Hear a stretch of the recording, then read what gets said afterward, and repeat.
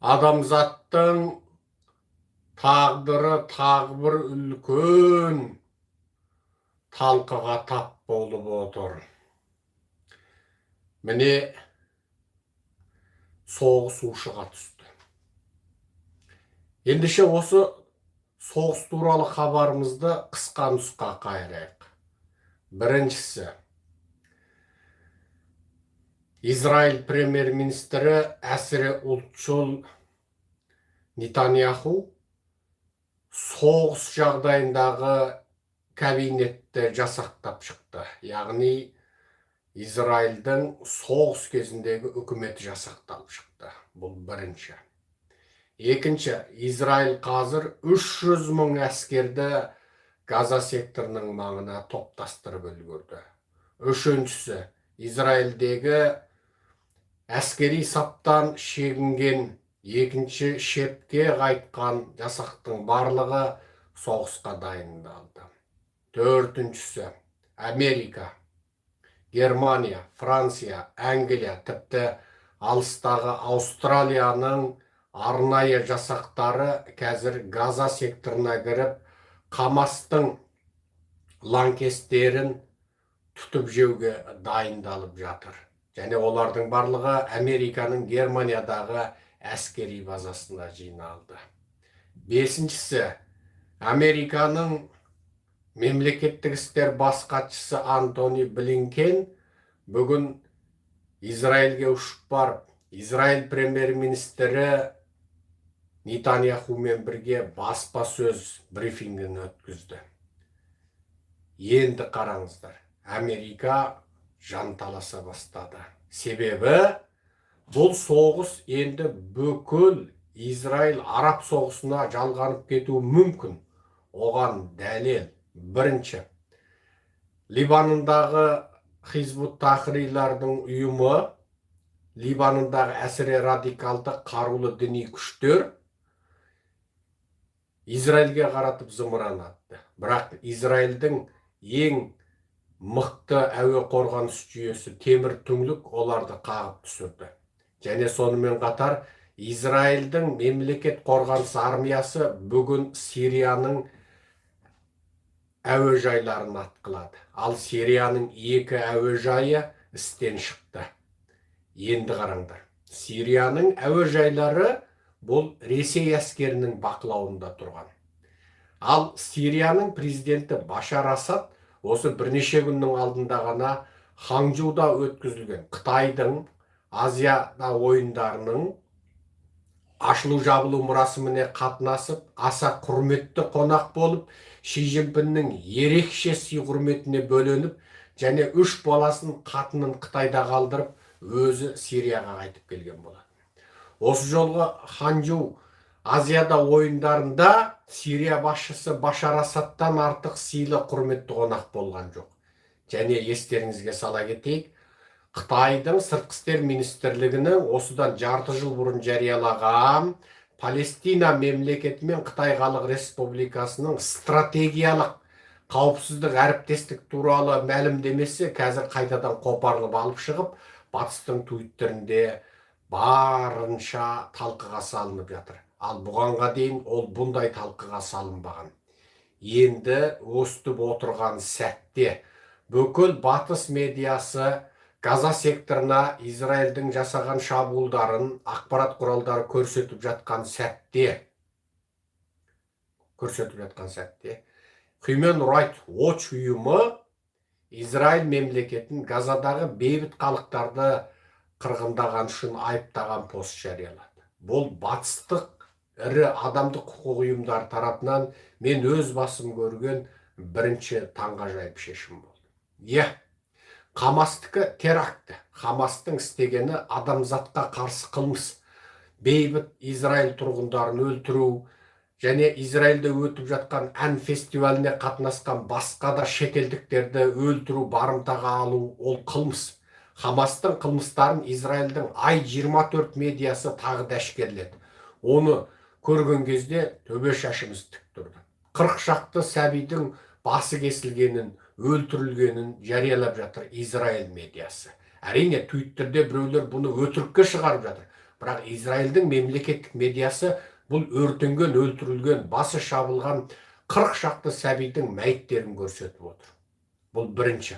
Екінші, шекарадағы Израильдердің диқандары, егіншілер тұратын, 1000 шақтыған адам тұратын кішкентай қыстаққа басып кірген, және осы қыстақтан 100-ден артық адамды өлтірген. Және бұл жерде сол қыстақтағы камераға түсіп қалғанда, кәдімгі қолында қаруы бар содыр бейгүнә адамдарды, әйелдерді, қарттарды атып өлтіреді. Ең қысқасы олар баққан итке дейін атып өлтіреді. Ал өзі үйдің ішінде, үйдің мұздатқышын ашып, ішіндегі азық-түлікті жанталасып аузына тықпалап жегені тағы да түсіп қалған. Енді ең қысқасы қарапайым қыстақтағы бейбіт тұрғындар бұл жерде оққа ұсталған. Ең сұмдығы қарт, әйелдер, кемпірлер бәрі тасталқан болып, жаңағы қирандының ішінде қалған, және бір адамның денесінен бәленбай пулеметтің оғы. Енді бір адамды бір-екі оқпен атса да өледі ғой, бірақ олар жаңағы естен кете бір адамға бәленбай оқ атады. Бұның барлығы Израильдің I-24 медиасында ағылшын тілінде жарияланып жатыр. Жұртты егер жүрегі шыдаса, сол I-24 медиасынан тіке көруге шақырамын. Бұл бірінші. Хамастікі теракті. Бірақ енді сол Хамас жасырынды деп Газадағы ғимараттарды құлатып жатқан Израильдің әсіре радикал үкіметінің ісі де ақтауға тұрмайды. Қазір міне Human Rights Watch бұны бірінші болып сол жердегі бейбіт тұрғындардың амандығын алаңдап дабыл қақты. Бірақ оны елеп ескеріп отырған халықара жоқ, Израиль өкіметі тіптен жоқ. Хамас оларға жақсы сылтау болды. Енді кеше BBC-дің берген ақпаратына қараған кезде, тіпті сол Газадағы университеттің соғыстан бұрынғы спутниктен түсірген, жасанды жер серігінен түсірген суретін бір көрсетті. Ол кезде жаңағы университеттің алаңы, ағаштар егілген алаңқайлар, айналдыра салынған ғимараттар тұрған. Ал соғыстан кейін ол университет тап-таза қирандыға айналған. BBC-дің хабарында бұл Газадағы бұл университетте қоршалған, айнала ғимаратпен қоршалғанда көлденеңінен әрқайсында 2-ден 3-тен ғимараттар тұрған, айналдыра. Сонда жаңағы 5-6 оқу ғимараты тұтасыменен қирап кетіп отыр. Ал Газаның соғыстан бұрынғы ғимараттарының жасанды жер серігінен түсірілген суреті, ал соғыстан кейін оның бәрі қирандыға айналдырылғанда спутниктен түсірген көріністер көрініп тұр. Енді осында қаншама бейбіт адамдар бар. Тіпті кеше 20 жастағы палестиндік қыздың түсірген видеосы бүкіл дүние жүзін дүр сілкіндірді. Оны Американың медиаларда, Еуропаның медиаларда жасырып, көшіріп жариялап жатты. Жап-жас қыз, палестиндік қыз, және ағылшыншасы керемет қыз. Бұл қыз үйінде отырып сөйлеп отыр. Және ол сөйлеп отырған кезде бомбалар жарылып жатады. Ал бомбалардың толқыны кәдімгі ол қыздың үйіне дейін кіріп, оның шашын желбіретіп жібереді. Ал айналасында ғимараттар қирап жатыр. Қыз сол қирандылардың ішінде де видео түсіріп көрсетеді. Және, мына машинаны қараңыздар, бұл жедел жәрдем көлігі ғой дейді. Жедел жәрдем көлігі тасталқан болып қирап жатыр. Енді бұл жерде мынандай бір нәрсені айтуға болады. Хамастың осы жолғы терактісі әрине ешкім оны ақтап алмайды. Ол адамзат алдында өзін қысқасы әшкерелеп қойды. Ол бүкіл адамзат алдында ақтауға келмейтін қылмыс, бейбіт халықты өлтіру, ән фестивалына келген шетелдіктерді барымталау, қолында темірдің сынығы жоқ, әйелдерді, қыздарды барымтаға алу, және Хамастың бетін бүркеп алып жариялаған мәлімдемесін көрген боларсыздар. Онда ол айтады, егер Израиль үкіметі Газаға шабуылын тоқтатпаса, олар 1 сағатта бір қолындағы барымтаға алынған адамдарды тікелей эфирде бауыздаймыз деп айтады. Тікелей эфир. Демек, Хамастың бұндай сұмдық, зұлымдықтары адамзаттың ортақ жиіркенуін тудырып отыр. Хамасты ешкім ақтамайды, бірақ Хамастың содырлары жасырынды деп Газадағы бейбіт бұқараны қырып жатқандағы бұл енді шынында да адамның миына сыймайтын, қабылдауға келмейтін зұлымдық. Бірақ еврей дінін ұстанатындар, judaizmнің сенушілері де, христиан нанымына сенетіндер де, мұсылмандарда қасиетті жер дейтін осы Иерусалимде қазір осындай қырғындардың болуы, осындай қан төгістердің болуы, шынында осы үш дінде сенетін шексіз құдірет иесі бір ғана жаратушының разылығына лайық па?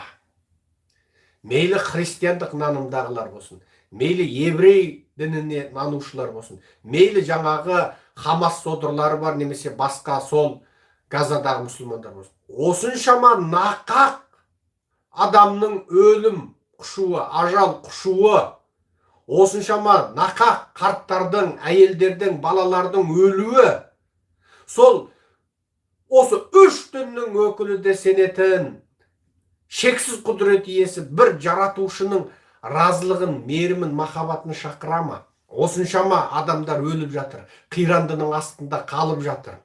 Қыршыннан қиылған сәбилер дүниеге келіп, өзінің христиан екенін де, мұсылман екенін де, еврей екенін де білмейтін, қайдың, қай ағымда екенін де білмейтін сәбилер өліп жатыр. Сонда жаратушы осы жерге мейірімін төге ма?